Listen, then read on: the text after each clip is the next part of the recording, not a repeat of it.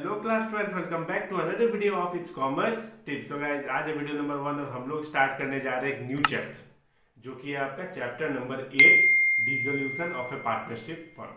Last class में हम लोगों ने चैप्टर नंबर 7 जो कि था डेथ ऑफ पार्टनर खत्म किया। ओके, अगर आप लोग नहीं देखे हो तो जाकर प्लीज देखो। ओके, उसके बाद आते हैं अब डिसोल्यूशन। तो चलिए स्टार्ट करते हैं विदाउट वेस्टिंग एनी टाइम। तो चलिए, चैप्टर 8 हमारा चैप्टर का नाम है dissolution of a partnership firm. Okay, जो कि हमारा पार्टनरशिप का लास्ट चैप्टर है। ओके, तो बेशक बहुत ही अच्छा चैप्टर होगा, है कि नहीं। लास्ट चैप्टर हम लोग पार्टनरशिप को अब खत्म करने जा रहे हैं, वॉल्यूम 1। ओके, तो चलिए स्टार्ट करते हैं। तो स्टार्ट करने से पहले dissolution of a partnership firm जो बुक का थ्योरी है उसको स्टार्ट करने के पहले मैं सिंपल लैंग्वेज में मैं बता देता हूँ। Okay, dissolution of a partnership firm का मतलब क्या होता है, ताकि आपका पूरा पिक्चर ही क्लियर हो जाए कि ये फर्म है। ओके, ये फर्म है। ओके, और ये फर्म में अब लगने वाला है ताला। ओके, अब ये फर्म बंद हो चुका है, उसी को कहते हैं dissolution of a partnership firm. Okay, तो ये फर्म में अब लग चुका है एक ताला। ओके, एक ताला लग चुका है जिसे हम कहते हैं dissolution of a partnership firm. Okay, अब बुक में क्या लिखा है देखते हैं। ओके, मैं लिखूंगा नहीं कुछ ज्यादा। ओके, बस मैं बता देता हूँ आपको, बुक से ही बता देता हूँ। ओके, आपको पता ही है मैं ये वाला बुक फॉलो करता हूँ। तो dissolution of a partnership firm. Okay, dissolution of firm means business of the firm is discontinued. Okay, अब firm discontinued that is closed, business बंद, and the firm is wound up that is dissolve. और firm wound up हो रहा है, बंद हो रहा है, डिसॉल्व हो रहा है। ओके, टोटली ताला लगने वाला है। As a result economic relationship among the partner and, और इकोनॉमिक रिलेशनशिप जो भी पार्टनर के बीच में रिलेशनशिप थे खत्म होने वाला है। It is different from dissolution of partnership. यहाँ ये क्या कह रहा है, ये डिसोल्यूशन ऑफ पार्टनरशिप से अलग है। ओके, ये डिसोल्यूशन ऑफ पार्टनरशिप फर्म है। ओके, मैं अब आपको लिख के बताता हूँ। ठीक है, यहाँ पे क्या लिखा है एक बार पढ़ भी देता हूँ। It is different from dissolution of partnership. Okay, dissolution of partnership का मतलब अलग है और डिसोल्यूशन ऑफ फर्म का मतलब अलग है। तो डिसोल्यूशन ऑफ फर्म का मतलब तो बिजनेस बंद, क्लोज, और डिसोल्यूशन ऑफ ए पार्टनरशिप का मतलब होता है change in relationship among the partner but the firm continue. Okay, इसका मतलब होता है, देखो यहां पे आपको अच्छे से समझ जाएगा, मैं लिख भी देता हूं। देखो, difference between dissolution of firm and dissolution of partnership. Dissolution of firm का मतलब होता है it means closure of the firm and end of business relationship among all the partner. Okay, business अब बंद हो रहा है। Okay, end of business relationship among all the partner, ये होता है डिसोल्यूशन ऑफ फर्म, जो कि हम अभी चैप्टर में पढ़ने वाले हैं। बट डिसोल्यूशन ऑफ पार्टनरशिप अलग होता है। ये क्या होता है, it means change in business relationship among the partner. The firm continue, firm चलता रहेगा, बस डिसोल्यूशन ऑफ पार्टनरशिप, मान लीजिए प्रॉफिट शेयरिंग रेशियो चेंज हो गया। ओके, प्रॉफिट शेयरिंग रेशियो मान लीजिए चेंज हो गया, पीएसआर चेंज हो गया, तो इसको कहते हैं, पीएसआर चेंज हो गया, इसको कहते हैं dissolution of partnership. Okay, but dissolution of firm का मतलब पूरा फर्म ही बंद हो गया, ये इसको कहते हैं डिसोल्यूशन ऑफ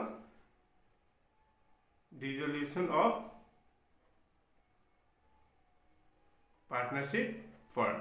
ओके, तो थोड़ा लिख देते हैं। ओके, मैं एक तरफ लिख देता हूं डिसोल्यूशन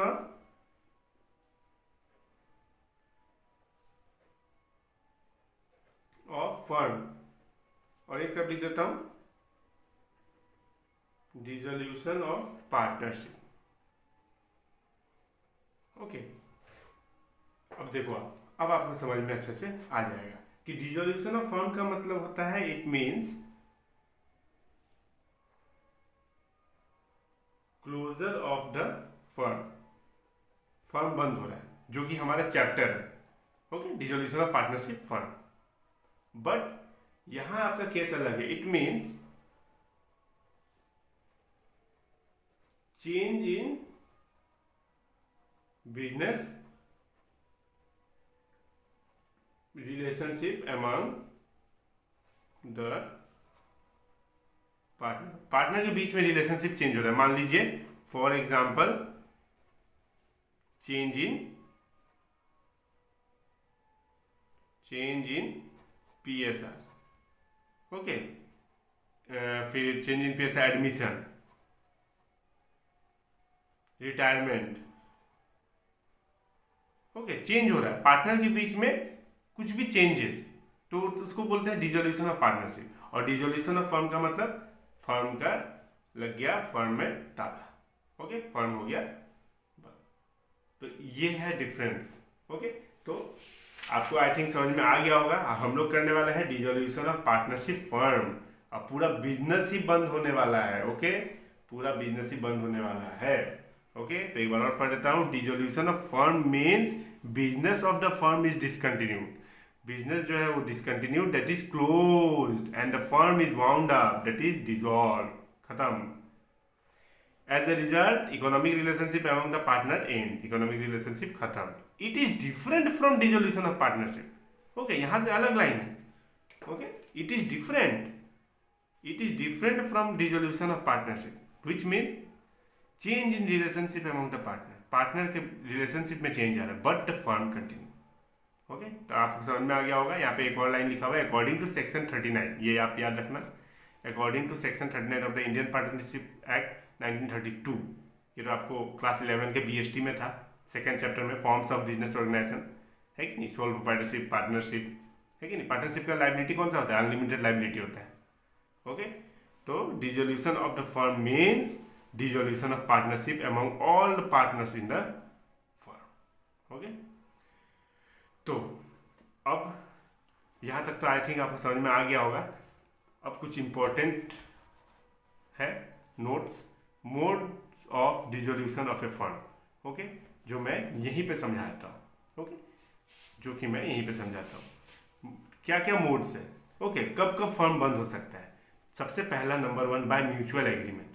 अगर म्यूचुअल एग्रीमेंट आपस में पहले ही बना हुआ है कि हाँ हम लोग का 3 साल में बिजनेस बंद कर देना है, तो हो जाएगा वो, है कि नहीं। म्यूचुअल एग्रीमेंट मतलब क्या, बना हो ना हो, अगर मान लीजिए कोई एग्रीमेंट नहीं भी बना हो, ओके, तो अगर पार्टनर आपस में बात कर ले, 3 पार्टनर है मान लीजिए, ओके, मैं यहाँ पे आपको समझाता हूँ। हम लोग कौन सा टॉपिक कर रहे हैं अभी? Modes of dissolution of a firm, okay, modes of dissolution of A firm. तो सबसे पहला क्या था? सबसे पहला था बाय म्यूचुअल एग्रीमेंट, ओके। तो बाय म्यूचुअल एग्रीमेंट का मतलब, मान लीजिए पार्टनर है, मैं लिखूंगा नहीं, ओके, मैं बस समझा दूंगा, ओके। आई होप आपके पास बुक होगा, ओके। तो बाय म्यूचुअल एग्रीमेंट का मतलब, मान लीजिए पार्टनर है ABC, और ये तीनों ने आपस में बात किया कि हम लोग फर्म बंद करते हैं, तो बंद हो जाएगा। दूसरा वही लिखा है, ओके, वही लिखा है कि फर्म में be dissolve when all partner agree for its dissolution, okay. डिसोल्यूशन मतलब खत्म, क्लोज। Number 2, compulsory dissolution. इसका मतलब when business of the firm become unlawful हो गया, या फिर कोई पर्सन इंसॉल्वेंट हो गया, दिवालिया हो गया, ओके। तो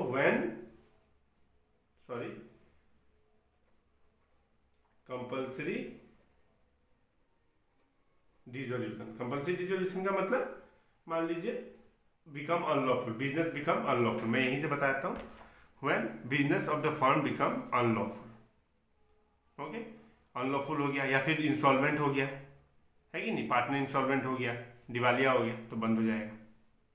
तीसरा by notice. Third number by notice, okay. तो by notice, in case of partnership is at will, the firm may be dissolved by any partner giving notice in writing to all other partner of his intention to dissolve the firm, section 43, okay, section 43 के तहत अगर कोई भी partner notice दे दिया कि हाँ ये form बंद होने वाला है तो बंद हो जाएगा। Okay, number 4, on happening of an event. इसका मतलब on happening of an event. Okay, on happening of an event, मान लीजिए जैसे मान लीजिए किसी का डेथ हो गया। Okay, death of A partner, death हो गया, मान लीजिए कोई काम था on completion of the venture, है कि नहीं। मान लीजिए ब्रिज बनाना था, ओके, एक फ्लाईओवर बनाना था, ओके, और ये काम कंप्लीट हो गया, 3 साल में कंप्लीट हो गया। ओके, बहुत बड़ा प्रोजेक्ट था, 3 साल में कंप्लीट हो गया, तब बंद हो जाएगा। काम खत्म, पार्टनरशिप बंद। ओके, 3-4 लोग मिलकर पार्टनर मिलकर कर रहे थे, ओके, ये प्रोजेक्ट खत्म और पार्टनरशिप बंद। ओके, तो ये हो सकता है। नंबर 5, डिसोल्यूशन बाय कोर्ट, ये लिख लीजिए। डिसोल्यूशन बाय कोर्ट का मतलब, मान लीजिए कोर्ट ने देखा कि आपका जो बिजनेस है वो इलीगल है, ओके, तो बंद करवा देगा, है कि नहीं। वो तो पहले ही बंद करवा देगा, इलीगल।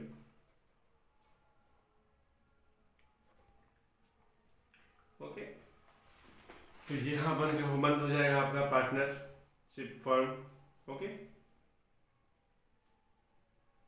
उसके बाद a partner become a person of unsound mind.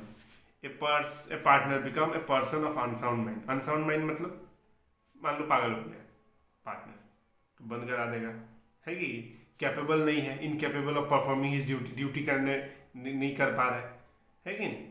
तो ये सब काम, ये सब होगा तो आपका क्या होगा, बिजनेस बंद हो जाएगा। तो बस आप ये वाला याद रखना। ओके, बहुत सारे पॉइंट है इसमें। The business of the firm can not be carried on expected at a loss. ज़्यादा लॉस होता रहेगा तो भी नहीं चलेगा। कितना दिन आप लॉस बियर करोगे, है कि नहीं, अपने जेब से कितना डालोगे। ओके, तो ये होगा, ठीक है। तो यहाँ बंद हो जाएगा। तो आई होप आपको समझ में आ रहा होगा modes of dissolution of A firm, modes of dissolution of A firm. अब देखिए नेक्स्ट टॉपिक क्या है। नेक्स्ट टॉपिक आता है settlement of account. Okay, settlement of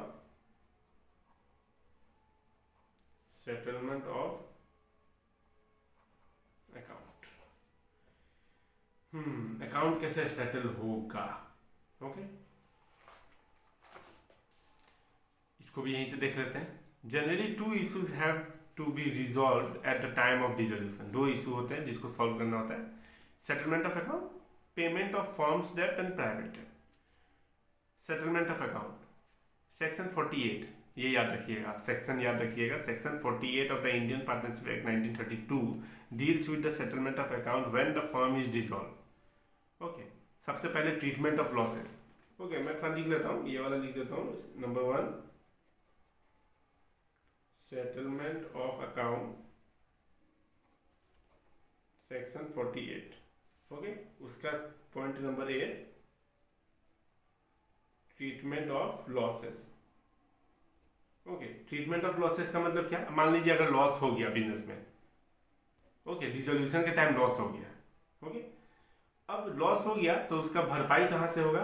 उसका भरपाई देखिए, सबसे पहले losses include deficiency of capital, it paid first out of profit. Okay, अगर लॉस हो गया तो उसका भरपाई सबसे पहले first out of profit, second कहां से होगा, out of partners capital, partner के कैपिटल से होगा। ओके, प्रॉफिट से होगा। प्रॉफिट से होने के बाद भी फिर भी लॉस है तो पार्टनर के कैपिटल को लाया जाएगा। फिर भी लॉस है तो पार्टनर अपना घर का प्राइवेट एसेट बेच के आएगा, गाड़ी, बाइक, कुछ भी। ओके, तो क्योंकि हम लोगों ने पढ़ा था ना अनलिमिटेड लायबिलिटी, मैंने अभी आपको बोला अनलिमिटेड लायबिलिटी होता है पार्टनर का, है कि नहीं। अगर लॉस है तो चुकाने के लिए आपको पर्सनल एसेट भी चुकाना हो, बेचना पड़ जाएगा। ओके, दांव पे लगाना होगा। थर्ड, तो आपका होगा bye the partner individual in the ratio in which they share profit, bye the partner individually in the ratio in which they share profit। ठीक है, तो अगर लॉस हुआ तो उसका ट्रीटमेंट कैसे होगा? सबसे पहले प्रॉफिट है उससे ठीक करो, अगर प्रॉफिट के बाद भी लॉस बच रहा है तो फिर पार्टनर के कैपिटल लाओ, अगर फिर भी लॉस हो रहा है तो अपना private asset, okay, private asset लेके आओ। किस रेशियो में? अपने प्रॉफिट शेयरिंग रेशियो में, ओके। प्राइवेट एसेट, प्राइवेट या पर्सनल, पर्सनल एसेट सेल करके लेके आना है, ओके। किस रेशियो में? प्रॉफिट शेयरिंग रेशियो में, ये वो है, ओके। अब है नेक्स्ट ट्रीटमेंट है आपका number B, application of asset. अब ये क्या है? अब ये क्या है एप्लीकेशन ऑफ एसेट? मान लीजिए अगर आपका asset of the firm include amount contributed partner to make up deficiency of capital are applied in order. अगर मान लीजिए कुछ प्रॉफिट हो गया, ओके, अगर मान लीजिए कुछ प्रॉफिट हो गया तो कैसे चुकाया जाएगा? मान लीजिए कुछ प्रॉफिट हो गया, लॉस का तो पता चल गया, प्रॉफिट हो गया, तो सबसे पहले asset of the firm include amount contributed by the partner to make up deficiency of capital are applied in the following order. Okay, एक ऑर्डर में फॉलो होगा। सबसे पहले क्या होगा? In paying firms debt to the third party, third party को सबसे पहले पे करो, ओके। मान लो डिसोल्यूशन के बाद आपको आपका इतना पैसा मिला है, डिसोल्यूशन के बाद एसेट सेल करके इतना मिला है, मान लो एसेट सेल करके आपको मिला 1 लाख, ओके, एसेट सेल करके आपको 1 लाख मिला है।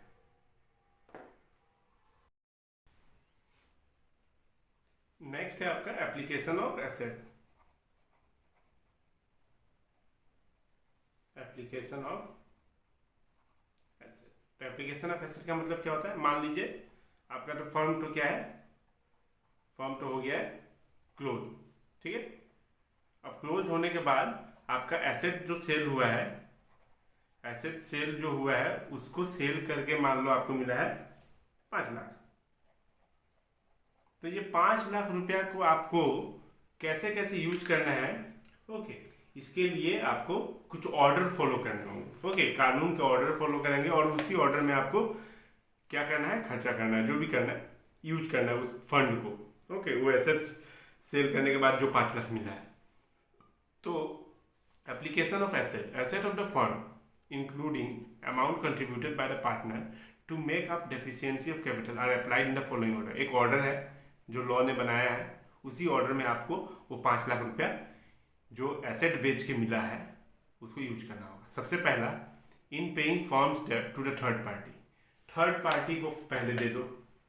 सबसे पहला ऑर्डर मतलब क्या? Serially, okay. सबसे पहला काम आपको क्या होगा? In paying firms debt to the third party, पहले थर्ड पार्टी को दे दो। जैसे कि क्या, कौन कौन होंगे इसमें? सबसे पहला रियलाइजेशन एक्सपेंसेस, अगर कुछ है तो वो दे दो। उसके बाद आउटसाइड लाइबिलिटी, थर्ड पार्टी हुआ है कि नहीं, आउटसाइड लाइबिलिटी, ओके, सिक्योर्ड, फिर आउटसाइड लाइबिलिटी अनसिक्योर्ड, ये तो पहला हो गया, ओके। Number B, okay, in paying to each partner relatively what is due to his account of loans और एडवांस, पार्टनर्स लोन्स और एडवांस, ओके। तो यहाँ आपका लिखा हुआ है लोन्स और एडवांस, अगर कोई लोन या एडवांस है तो वो दे दो पार्टनर का, पार्टनर्स लोन और एडवांस। फिर नंबर थर्ड ABC, तीसरा नंबर में आता है आपका in paying to each partner relatively what is due to him on account of capital. फिर कैपिटल का अगर कुछ ड्यू है तो पार्टनर का कैपिटल दे दो, partners capital. Okay, partners capital अगर कुछ ड्यू है तो।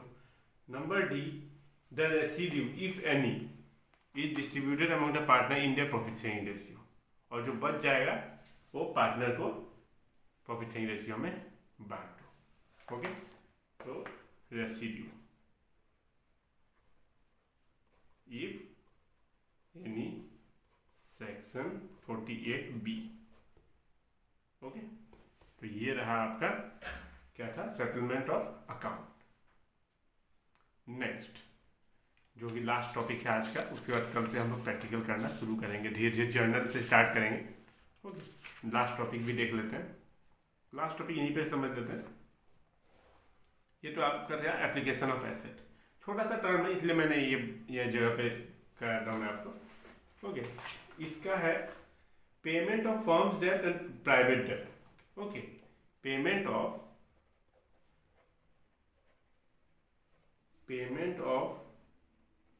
firm's debt and private debt। Okay, तो firm's debt, private debt। तो सबसे पहले firm's debt क्या होता है, यहीं से मैं बता देता हूँ। debt which the firm owe to outsider, okay, are known as firm debt। मतलब फर्म का लोन, फर्म का डेट, फर्म को चुकाना है। ओके, बाहर का डेट, बाहर का लोन फर्म चुकाएगा। ओके, तो जो डेट विच द फर्म ओज टू आउटसाइडर, आउटसाइडर को चुकाना है। ओके, फर्म चुकाएगा, ये फर्म है। ओके, और ये आउटसाइडर है। ओके, तो ये फर्म चुकाएगा, तो ये फर्म का डेट हुआ ना, फर्म के ऊपर तो ये लोन है ना, तो फर्म चुकाएगा, मान लो 10,000 रुपया। ठीक है, तो ये फर्म देगा। और प्राइवेट डेट मतलब whereas the debt which a partner owes in his personal capacity are known as private debt। अब ये पर्सनल प्राइवेट डेट मतलब मान लो ABC पार्टनर था, मान लो B ने बाहर वाले से, आउटसाइडर से लोन लिया था। ओके, तो ये B चुकाएगा आउटसाइडर को। ओके, तो ये प्राइवेट डेट हो गया, B चुकाएगा मान लो 10,000 रुपया किसको, आउटसाइडर को। तो ये पार्टनर का डेट हो गया, प्राइवेट डेट, खुद बी ने लिया था। और ये फर्म का डेट, फर्म को चुकाना होगा आउटसाइडर को। तो ये पैसा देखो एरो कहाँ जा रहा है, तो पैसा जा रहा है। ओके, फर्म का डेट है भाई, सीधा बात है। ओके, ये पार्टनर का डेट है, तो ये प्राइवेट, ये फर्म डेट इधर और प्राइवेट डेट इधर। ओके, तो आई होप आपका कॉन्सेप्ट समझ में आया होगा आज का आपको। तो बस ऐसे ही कॉन्सेप्ट आता रहेगा, नया नया टॉपिक आता रहेगा, धीरे धीरे इस चैप्टर को हम लोग खत्म करेंगे। मिलते हैं नेक्स्ट वीडियो में, तब तक के लिए do like share and subscribe the channel.